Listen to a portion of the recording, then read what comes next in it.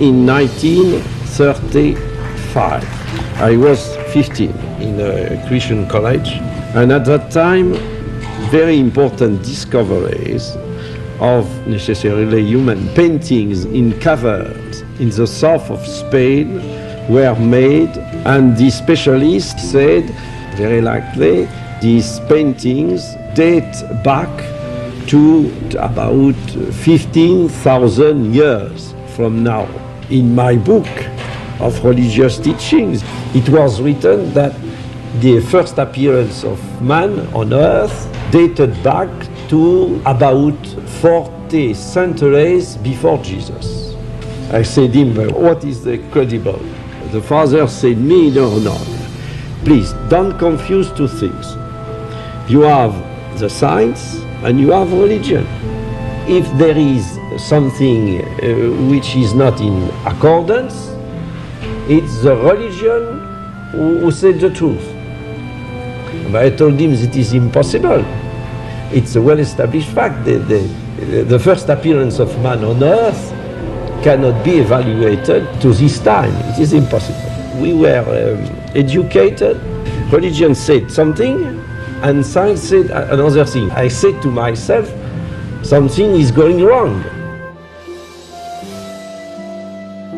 The future Dr. Bucaille, born in Pont-l'Evêque in northern France in 1920, couldn't have known, or even guessed, on commencing his medical career around 1945, what would have been the residual of that inconvenient encounter with his Catholic teacher a decade earlier. The seemingly doomed showdown of science and religion, as crystallized by his instructor, had apparently set young Maurice on a path of discovery that would consume his entire life.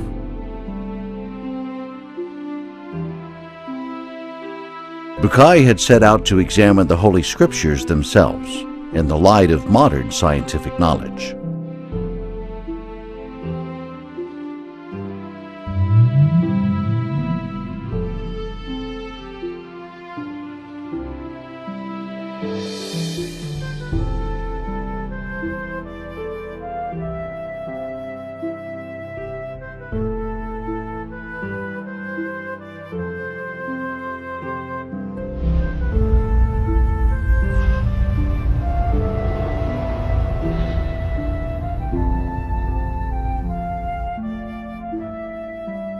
Bucaille recalls that during his employment years at the surgical clinic at the University of Paris in 1945, and even much later, how much he got involved in discussions about the viability of considering religion from a scientific perspective.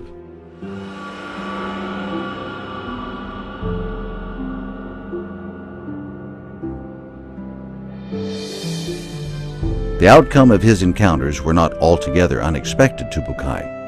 He wrote, "The materialist atheist scientist is unable to find in Judeo-Christian writings any language that is even vaguely similar to his own.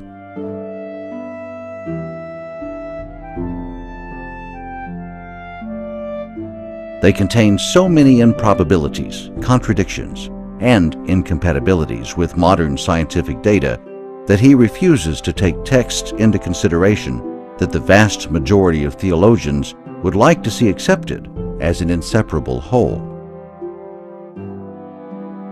Those scientists are left today," Bucaille concludes, "in a state of indifference and even disdain to religious matters they perceive originating from a body of myths."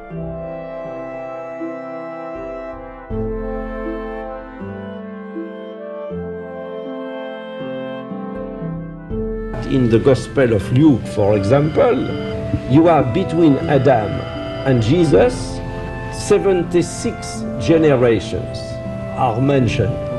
That is not possible.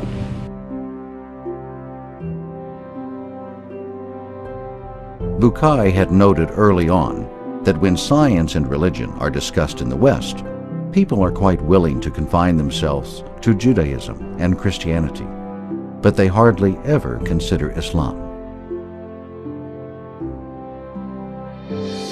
Exegetes in Christian or Jewish communities think that the religious teachings were inspired to the author of the Bible, but considering the things which are not religious teachings, it's a fact that they wrote according to the ideas, superstition, myth of their time.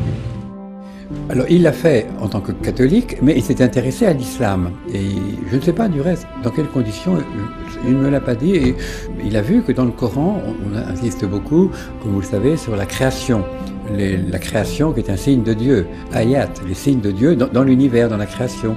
Et je pense qu'il a bien vu que le Coran montrait que, au fond, la création était un don de Dieu et en même temps un appel de Dieu, que nous étions des créatures. Bon. Indeed, there was no way then for an increasingly inquisitive Bukai to understand, let alone appreciate, any feature of the Islamic culture. For what appeared to be a deeply rooted principle of misconception in his Western education about Islam had left on him a seemingly indelible impression for a long time. He wrote, "As I grew up, I was always taught that Muhammad was the author of the Quran. I remember seeing French translations bearing this information. I was invariably told that the author of the Quran simply compiled, in a slightly different form, stories of sacred history taken from the Bible. The author was said to have added or removed certain passages while setting forth the principles and rules of the religion he himself had founded. Most people in the West have been brought up on misconceptions concerning Islam and the Quran. For a large part of my life, I myself was one such person." When I was at that time approximately in the 40s, received Muslim patients in Paris, and when I had the opportunity to speak with many of them concerning their religion. For me, originally, I thought that the Quran was the work of a man. Throughout a good deal of the 60s, Bukai happened to be treating Muslim patients in Paris. As he observed, they often referred to their book, the Quran, in a language that was totally foreign to him. Bukai had finally come to the conclusion that in order to correctly satisfy the requisites of textual analysis of the Holy Scriptures, an educational decision had to be taken, albeit a little late. I took the decision to learn Arabic in Paris. I was 50 exactly at that time. And so the freshman Bukai of the autumn class of 1970 had enrolled to study Arabic in Paris's prestigious National Institute of Oriental Languages. The students are able to read the parts of the Quran which are not too much difficult, like most of the passages of Surah Al-Baqarah, for example, and at the same time, modern Arabic, like Al-Ayam min Taha Hussein, to compare the Arabic language of the Quran, Al-Fusha, with modern Arabic. That was an excellent thing for us to make a comparison and to feel that the language of the Quran was something without any comparison.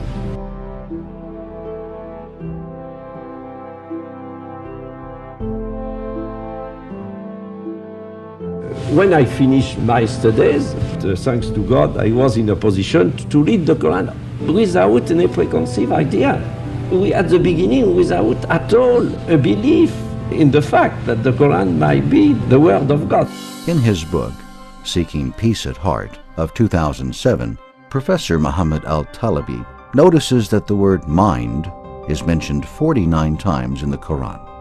Science, meaning knowledge in general, is referred to 768 times. The word heart, meaning contemplation, comes in 172 times. Sight, meaning perceiving, is repeated 147 times, whereas the word remembrance, meaning to question and to consider attentively, is mentioned 268 times in the Quran. ومن العجيب أن القرآن فيه 6300 وكذا آية و26 آية. 1300 آية تتكلم عن العلم والعلماء، آيات التشريع التي تحكم الخلق في علاقاتهم بكل أنواعها عدها بعض المتخصصين ب535 آية. Once he mastered Arabic, Bukai could find in the Quran a trove of verses laden with calls to read, think, and to discover. He finally produced a short list of those directly related to empirical science.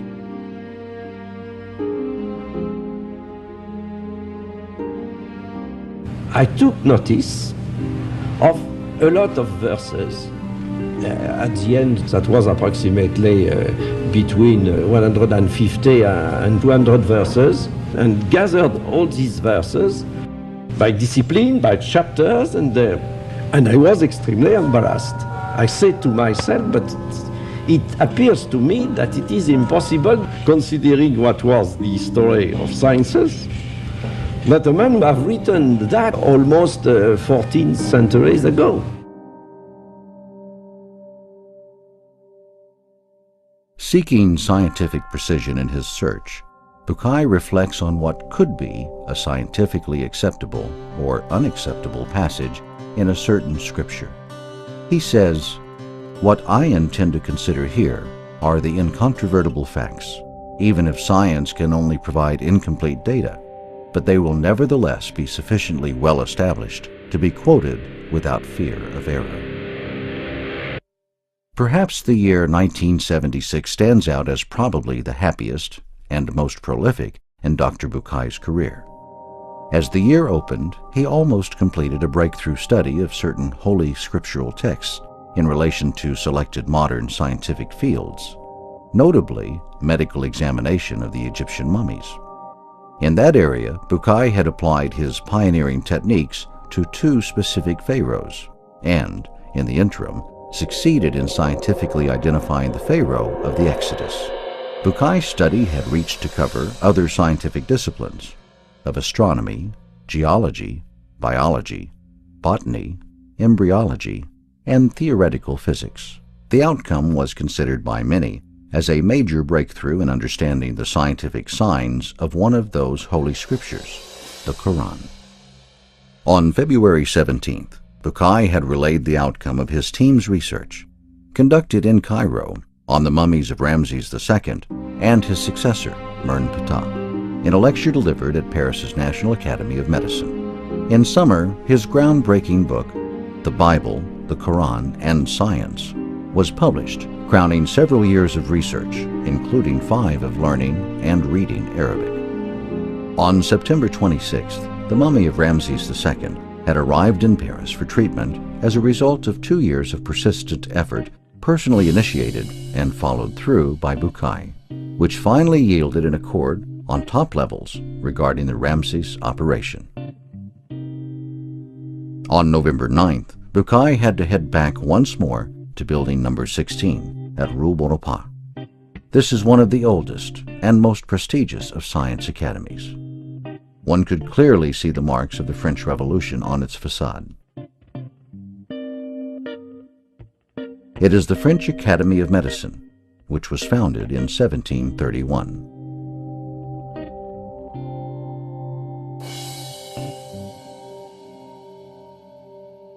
Only this time, he was there to deliver what was seen by many as an unusual rendering in the Academy's history, a lecture entitled Physiological and Embryological Data in the Quran.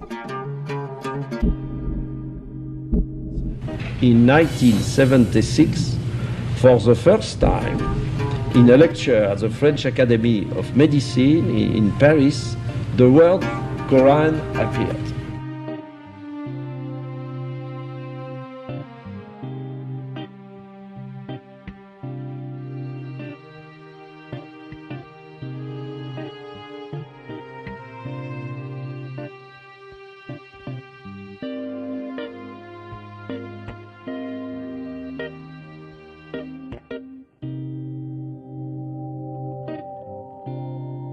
At the very opening of his lecture, Bukai makes a unique reference to a 14th-century-old book containing a body of data totally unknown at that age, that is today in total conformity with our present status of knowledge.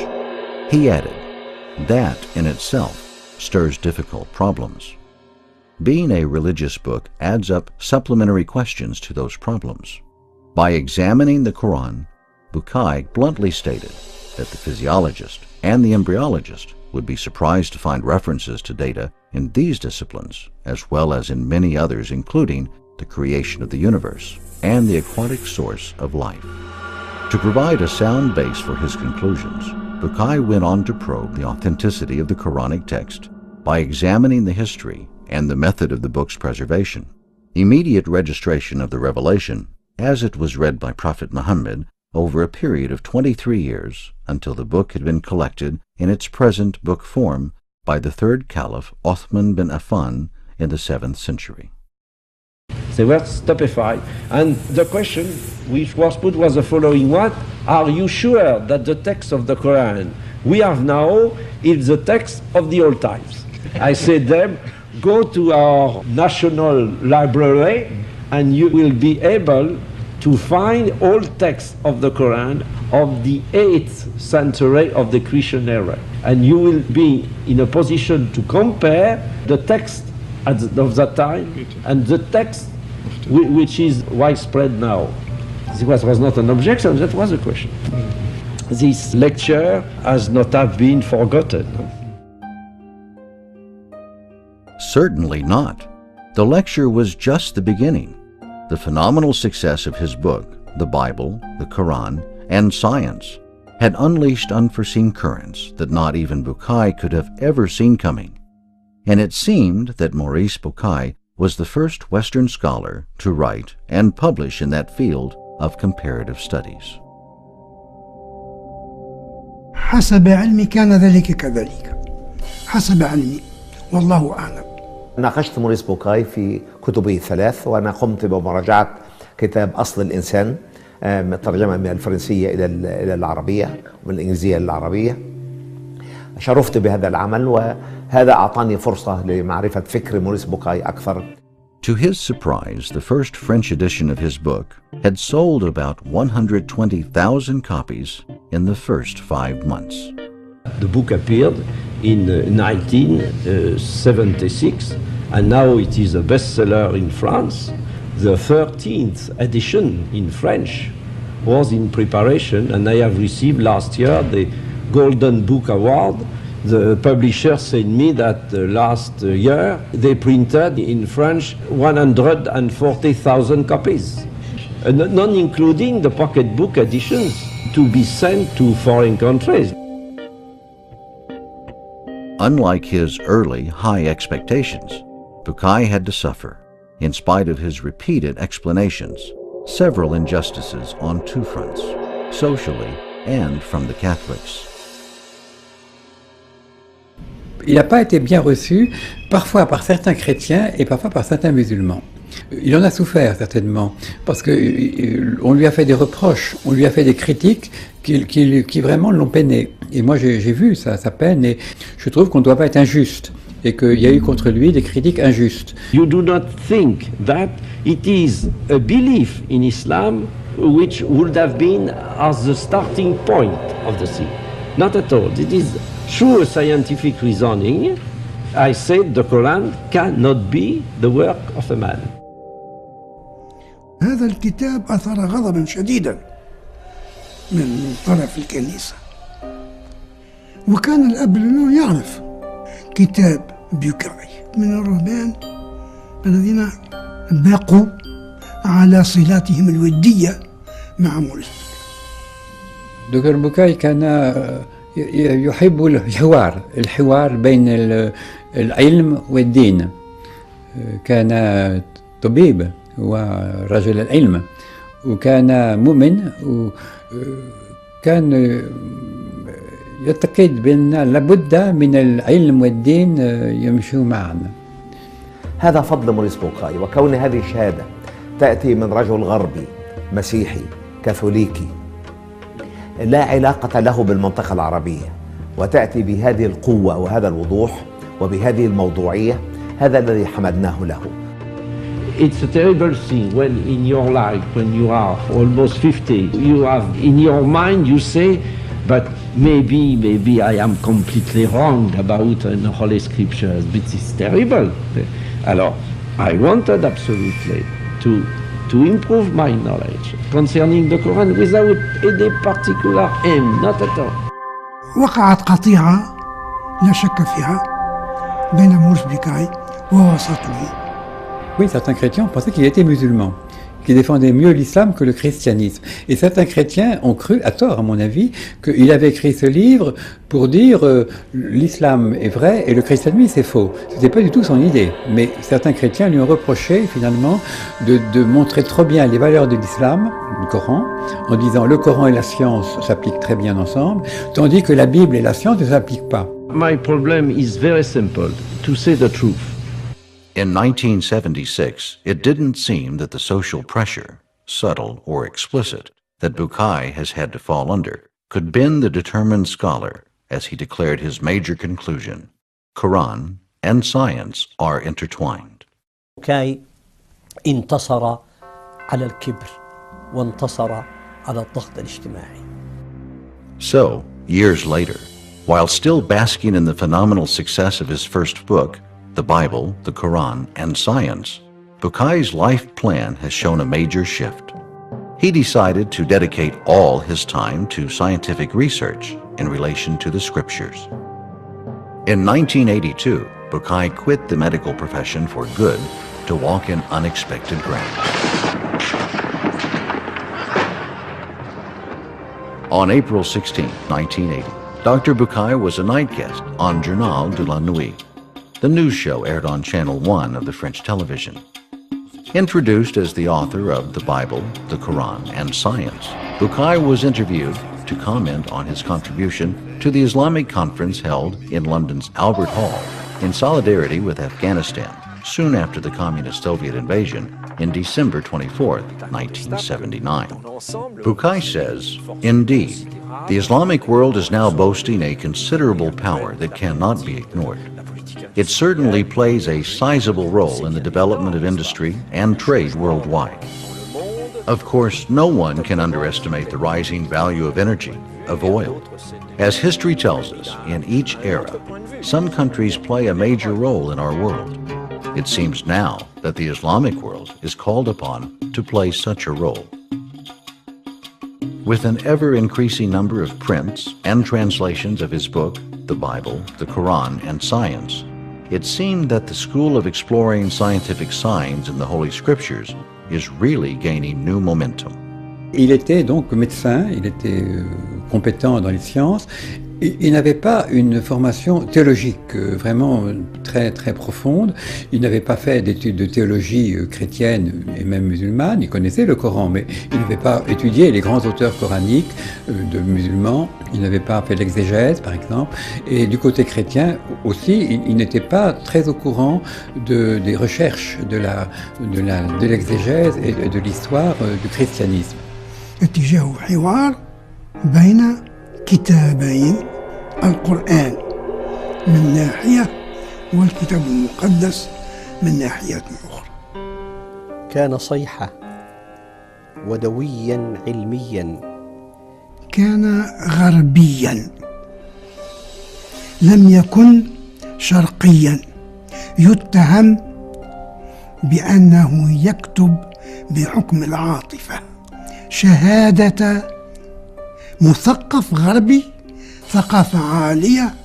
وجد أن القرآن بكل الموضوعية والحيادية والتجرد ليست فيه ثمة شائبة فيما يتعلق بالعلم الحديث. ردة فعل المسلمين وترحابهم الكبير بكتاب الدكتور بوكاي لها كذلك علاقة بنقد الجمهور الفرنسي الكاثوليكي له، ذلك أن الكثير منا المسلمون نرى فيه تفضيل وتقديم للقرآن على الإنجيل وعلى الكتاب المقدس، وكأنما نستعمله حجة عليهم. Naturally, reactions to Bukai's argument had to juxtapose, depending on one's perspective. As is always, those who sail high seas are destined to be struck by strong winds of criticism, not all necessarily favorable, fair, or decent.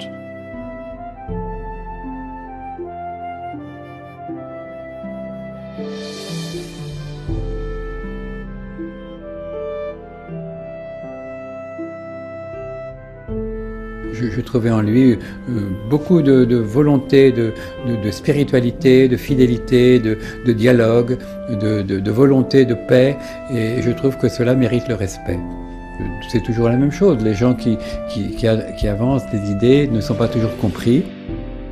As it happened, Bukai's book had stirred an already heated debate between two old adversaries, the evolutionist and the creationist. One of the evolutionist arguments were trumpeted loud and clear in an article entitled Quran Science, Scientific Miracles from the 7th Century, published by Turkish physicist and philosopher Taner Edis.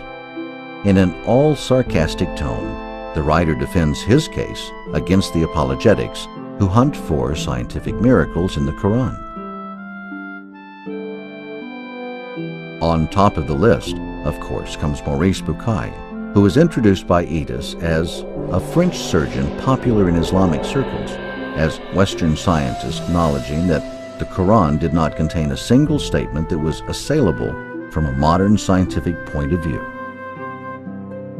Next to Bucaille on the creationist list is Professor Keith Moore, the Canadian apologetic scientist quoted by Edis as stating, "Statements referring to human reproduction and development are scattered throughout the Quran.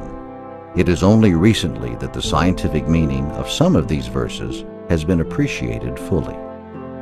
Edis ends up judging Moore by this verdict. This embryological apologetic is very popular, and I doubt this statement has originated with Moore.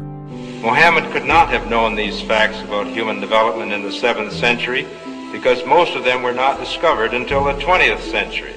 Muslims and others are justified in concluding that these facts could only have been revealed to Muhammad by the one who knows all about us, not only about how we developed, but how we live and function.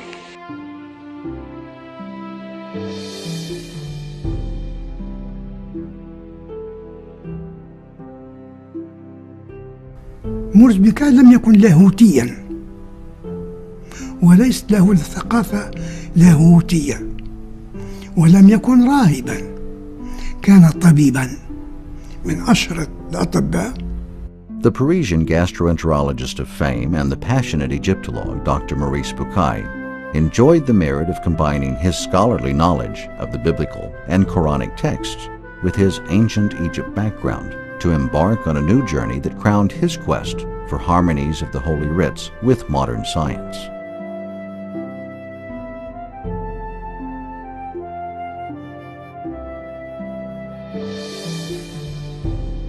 He wrote, "I had journeyed to Egypt during the second half of 1974 in search of various archaeological and medical data concerning certain pharaohs.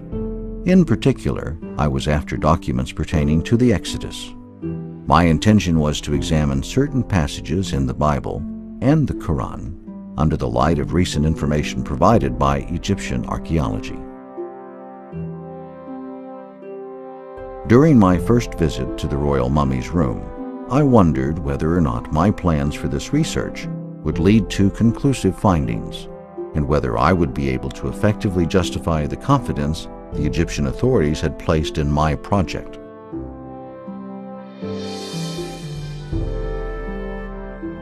My access to the Egyptian Museum in Cairo, where my studies were to be carried out, was due to President Sadat, who had given direct orders that I was to be allowed to perform any type of research, providing, of course, no damage was done to the mummies. In my own country, I was not officially entitled to carry out such research, nor was any endorsement given to me by the French government or a university. My presence at the museum, where I was very kindly granted every possible facility for research, was uniquely the result of personally contacting certain people. My initial contact was Mrs. Sadat, whom I knew through my medical practice. Her family had granted me its confidence after the successful treatment of a family member. I took the opportunity of informing Mrs. Sadat of my conclusions regarding the likelihood that a particular pharaoh may have taken part in the Exodus. At that time, however, my theories were supported merely by data drawn from my study of history, archaeology, and hieroglyphic texts. She gracefully agreed in no time to present a request on my behalf to President Sadat. With extreme gratitude, I later paid a visit to the President himself. At the time, there was not a single harbinger that might have helped me foresee the developments that were to follow.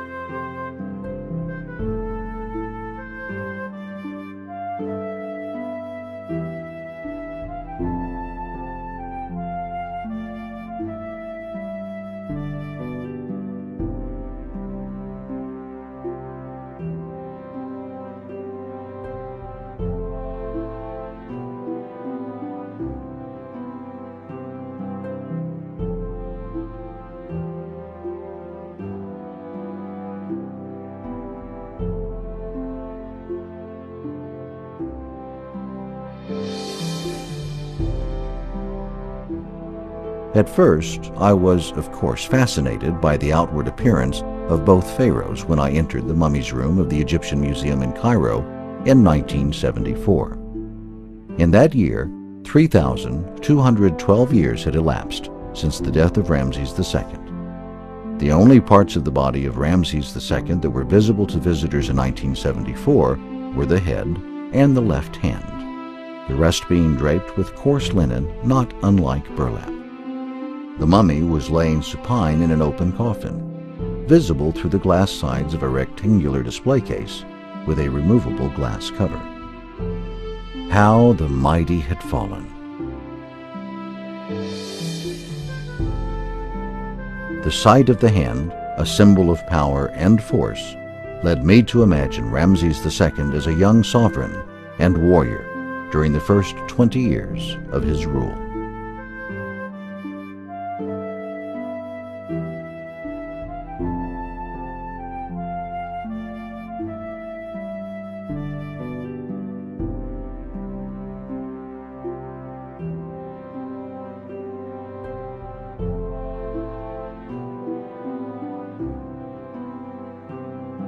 The purpose of my own project was to examine the possibilities of making new discoveries and to extend the research to branches of medicine that had not yet been included.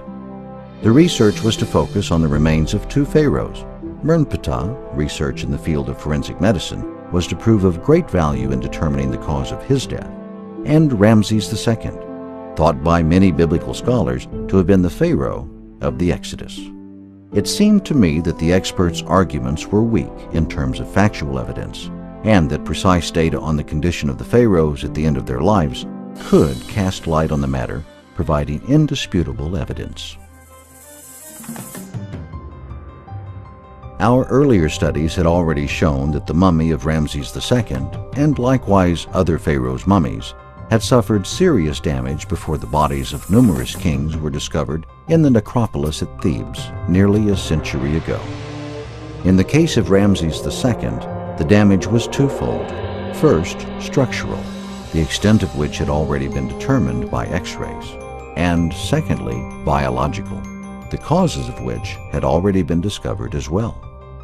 I discussed these problems several times during my talks with President Sadat and those around him. On January 23, 1976, President Sadat announced his decision to entrust the mummy of Ramses II to France.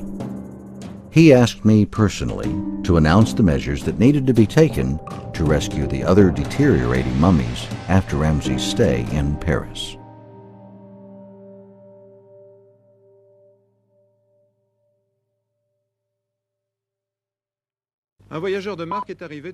The pharaoh arrived at Le Bourget Airport on September 26, 1976, where he was received with full military honors.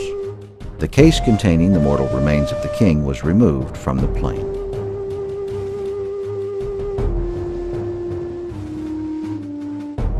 From the airport, the mummy had been transferred to the Museum of Anthropology for hospitalization, in one of the specially prepared rooms.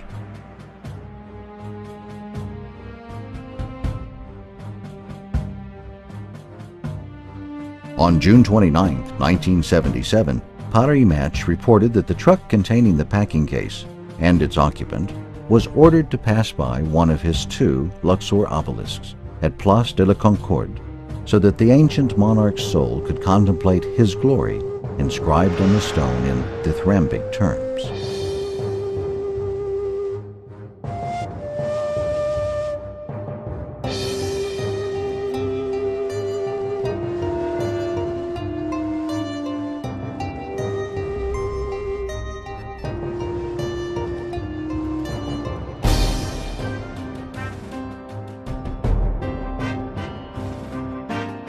Operation Ramses lasted almost 8 months and was directed by Christiane de Roche-Noblecourt, curator of Egyptian antiquities at the Louvre, and by Professor Lionel Ballou, director of the Museum of Anthropology.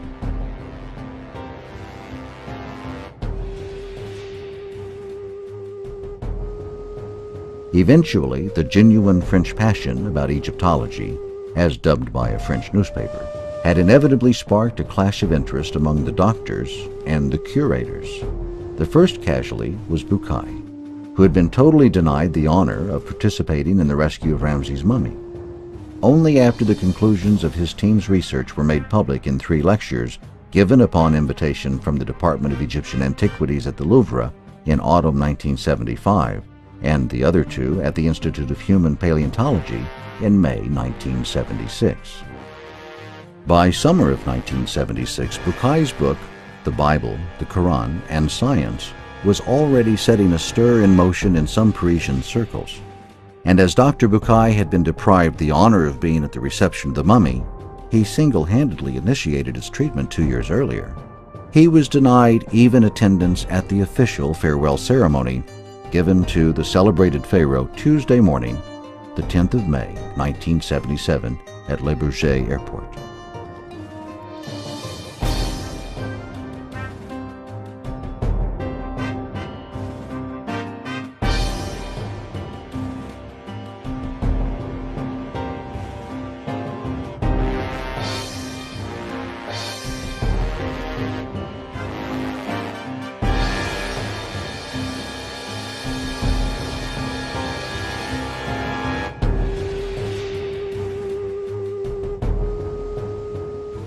By the time Ramses II died, at the platinum age of 90, following a glorious rule that lasted almost 67 years, 1279 to 1212 BC, he had apparently outlived 12 of his sons. So it was his 13th, Mernptah, who succeeded him to be the 4th in the line of the pharaohs of the 19th dynasty. At the time of his ascension, he was probably nearly 60 years old. Mernptah's reign was short-lived, perhaps only 9 or 10 years, as well as rather dull in comparison with that of his star predecessor.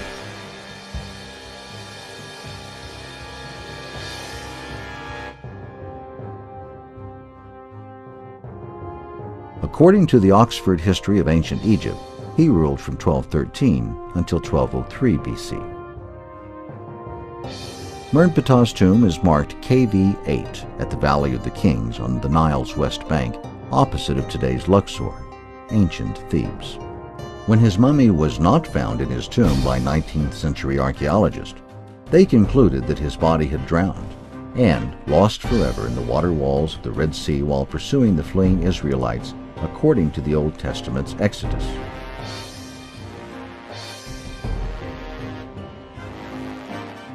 But the theory had been refuted when the mummy of Mernptah was discovered by Victor Loret in 1898 in the Valley of the Kings.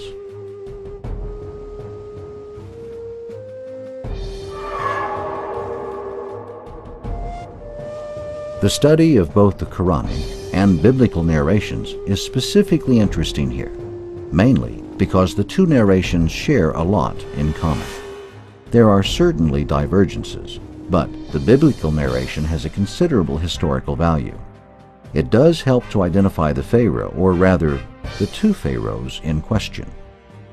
This hypothesis, which starts with the Bible, is complemented by the information contained in the Quran. Modern data are added to these two scriptural sources. Bukai singles out one major discrepancy in the narration of both texts regarding the fate of the Pharaoh's body. The writer of Exodus tells us that after the Israelites crossed the sea without wetting their feet, the Egyptians pursued and went in after them to the midst of the sea, even all Pharaoh's horses, his chariots, and his horsemen. Exodus 23. And the waters returned and covered the chariots and the horsemen and all the host of Pharaoh that came into the sea after them. There remained not so much as one of them. But the children of Israel walked upon dry land in the midst of the sea, and the waters were a wall unto them on their right hand and on their left. Exodus 28 through 29. So the Israelites escaped, and the Pharaoh perished. But his body was rescued and found, a very important detail not mentioned in the biblical narration. We read in the Quran, chapter 10, verses 90 to 92. Thus we caused the children of Israel to pass in safety through the divided sea. Then Pharaoh and his host followed them in ruthless injustice and aggression, until, when the drowning waters overwhelmed him, he said, I believe that there is no God but the one in whom the children of Israel have believed. And I am now of those who are Muslims, in willing submission to God alone. It was said, Now you believe, while before you have truly disobeyed your Lord, and you were ever of those who sowed corruption? Rather today we shall deliver you, preserving you in your body only, so that you will become a sign for those who come after you, that God is exalted in his power, for indeed many of the people are heedless of our signs.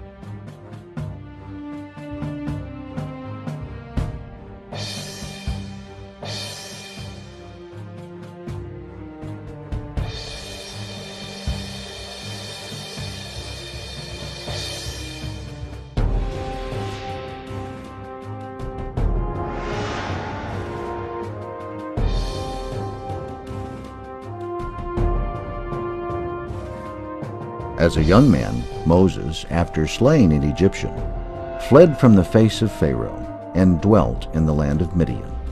Exodus 15. Bukai points out an important detail mentioned in Exodus 23. And it came to pass in process of time that the king of Egypt died. Exodus identifies that king being the one who ordered the Hebrews, by forced labor, to build new cities. And they built for Pharaoh treasure cities of Pithom and Ramses. Exodus 11. Bukai concludes that Exodus, with the returning 80-year-old Moses, could only have taken place during the reign of Ramses' successor. So, one Pharaoh died during Moses' stay at Midian, while the other perished pursuing the fleeing Israelites. Not a single Pharaoh for Moses then, but two: Ramses II, Pharaoh of the oppression, and Mernptah, Pharaoh of the Exodus.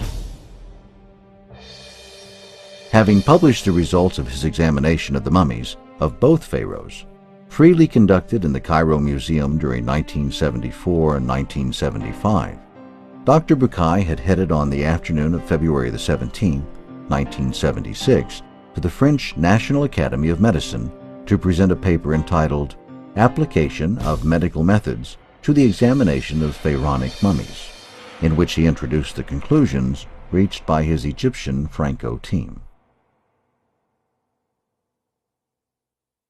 In his book of 1987, Mummies of the Pharaohs, Modern Medical Investigations, Bukai dissects in detail these conclusions. He says, "It was apparent to my colleague Michel Durgon and me that mummification had been carried out with perfect success on the body. Visual examination of it was not enough.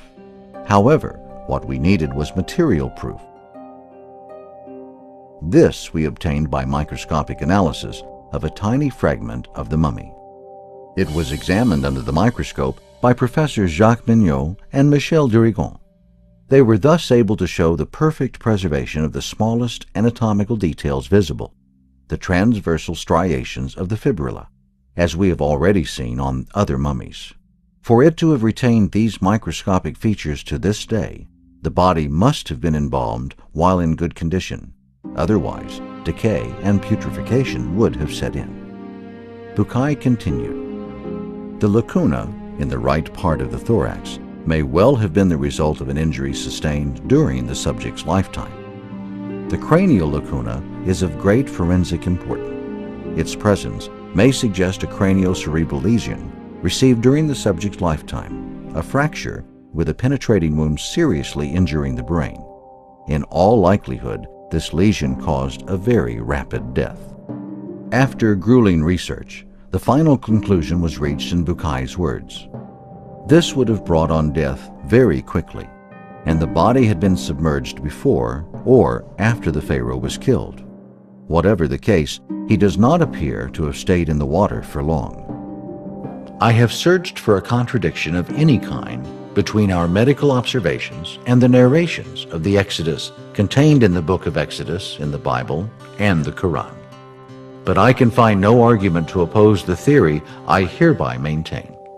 Given the present state of our knowledge, the only valid hypothesis that can be advanced is that Merenptah, Ramses II's successor, met a tragic end during the Exodus. This has been formally proved by medical examination and fits perfectly with the passage in the Quran on the rapid retrieval of the body."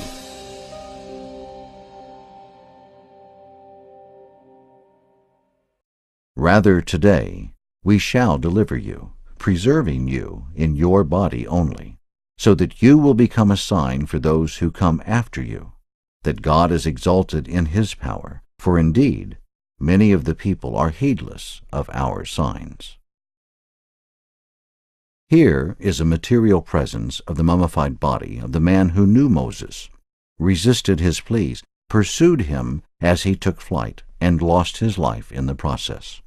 His earthly remains were saved by the will of God from destruction to become a sign to posterity, as it is written in the Quran.